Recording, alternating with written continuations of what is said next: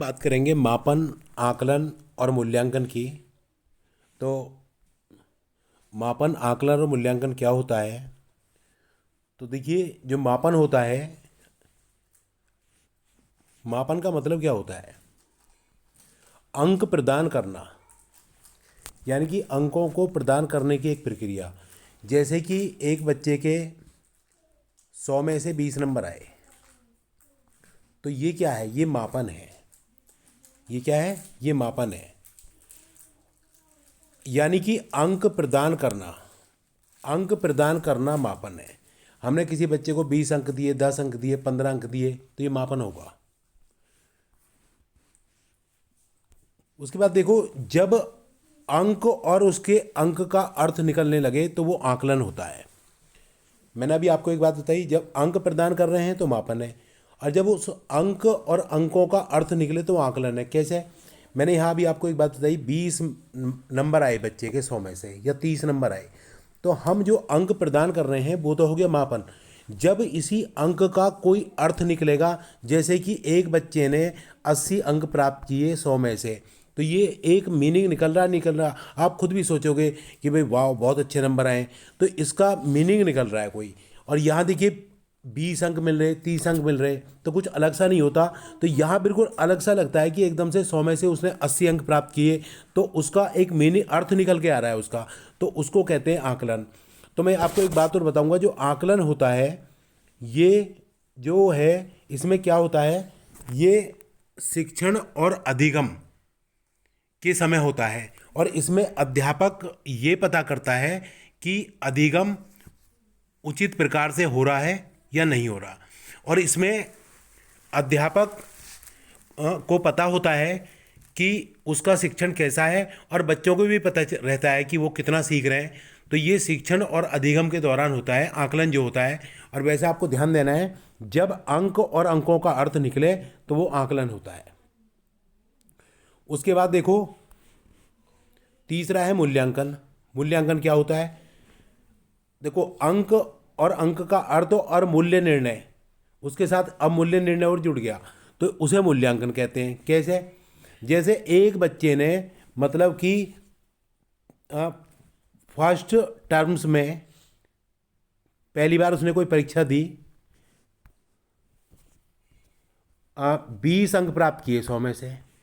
फिर जब दोबारा से परीक्षा हुई सेकंड टर्म्स में, उसने जो है, ये मानो कि लगभग 30 अंक प्राप्त किए 100 में से।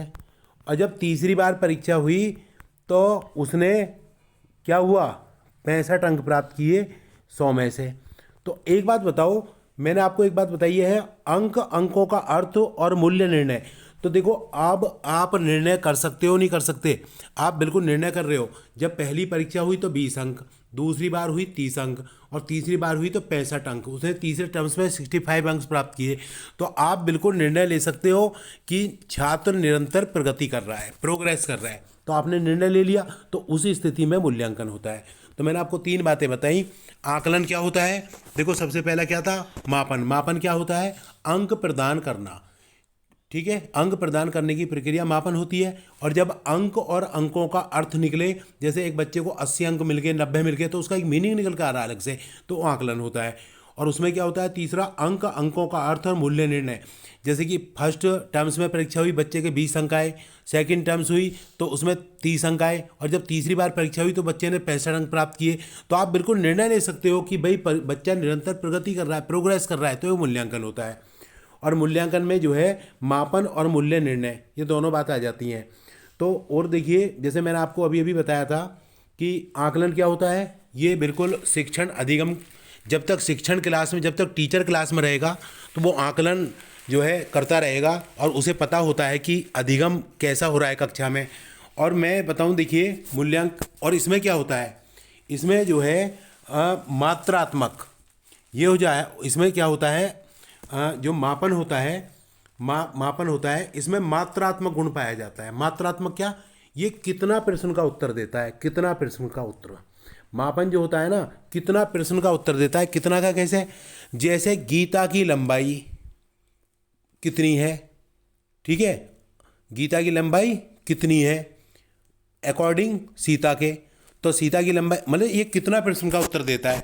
और ये जो मूल्यांकन होता है ना, मूल्यांकन में क्या है कि मात्रात्मक गुण भी पाया जाता है और जो है आपका गुणात्मक भी पाया जाता है।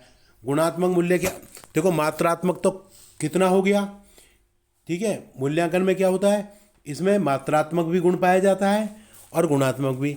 मात्रात्मक तो कितना प्रश्न का उत्तर देता है, गुणात्मक जो होता है वो किस प्रकार, जैसे आप जेंडर ले सकते हो, मेल और फीमेल, ठीक है ना, तो ये दोनों का उत्तर देता है। तो मैंने अभी आपको बताया कि भाई, और बताऊं मैं मूल्यांकन के बारे में। मूल्यांकन जो होता है वो उद्देश्य के आधार पर होता है। किसके आधार पर होता है, उद्देश्य के आधार पर होता है जो मूल्यांकन होता है, ठीक है। और क्या है कि जब मूल्यांकन होगा तो वो पाठ्यक्रम की समाप्ति पर होता है। मूल्यांकन जो होता है पाठ्यक्रम की समाप्ति पर होता है, ठीक है। तो इस तरह से हमने बात की, आपको समझ में आ गया होगा मापन क्या है और आकलन क्या है और मूल्यांकन क्या है। यानी कि मापन जो होता है अंक प्रदान करना, और जब अंक और अंक का मीनिंग निकले तो आकलन होता है। और उसके बाद तीसरा क्या होता है, मूल्यांकन होता है।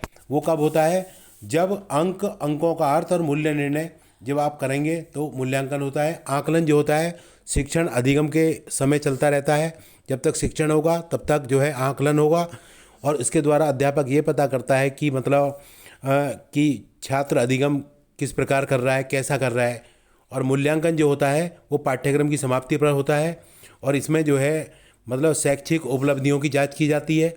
उसके बाद छात्रों को अंक और ग्रेड प्रदान किए जाते हैं। तो हमने चर्चा की मापन, आकलन, मूल्यांकन की। तो अगर आपको वीडियो अच्छा लगा हो तो आप लाइक करें, सब्सक्राइब करें, दोस्तों को शेयर करें। धन्यवाद।